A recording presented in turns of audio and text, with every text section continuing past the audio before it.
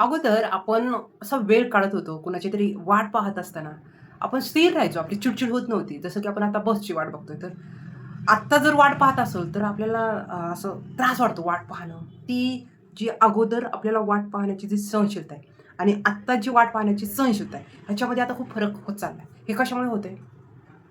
तर आपल्या हातातला जो फोन आहे, त्याच्यामध्ये आपण जे रील्स पाहतो, त्याने काय झालं, की आपण अर्ध्या सेकंदामध्ये सुरुवात आणि एंड, सुरुवात आणि एंड, सुरुवात आणि एंड पाहतो. त्याने काय झालंय, आपली मानसिकता अशी झाली आहे, की कोणतीही गोष्ट फास्टमध्येच सगळ्या झाल्या पाहिजे. म्हणजे आपल्याला एखाद्या गोष्टीला उशीर होत असेल, ते माइंड आपलं एक्सेप्ट करतच नाही.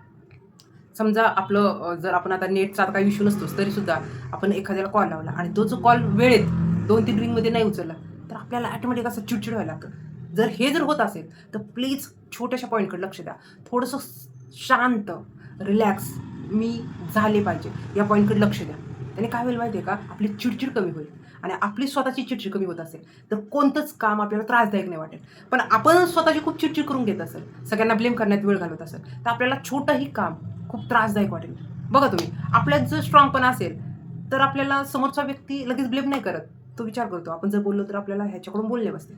तसंच राहा. आपण ब्रेनने ॲक्टिव्ह राहणं, स्ट्राँग राहिल्याने आपल्याला कोणताही प्रॉब्लेम ओव्हर थिंकिंगमध्ये येणारच नाही. त्याच्यामुळे रिलॅक्स, शांतता या पॉइंटकडे आवर्जून लक्ष देऊ, स्वतःवरती काम करू. त्याने काय होईल, आपल्यातली शांततेचा जो आनंद आहे, तो आपण अनुभव करू शकतो आणि आपल्यात जी सहनशीलता आहे, ती खूप छान वाढू शकते. त्याने आपली चिडचिड होणार नाही. हा पॉइंट तुम्हाला कसा वाटतो? तो नक्कीच सांगा.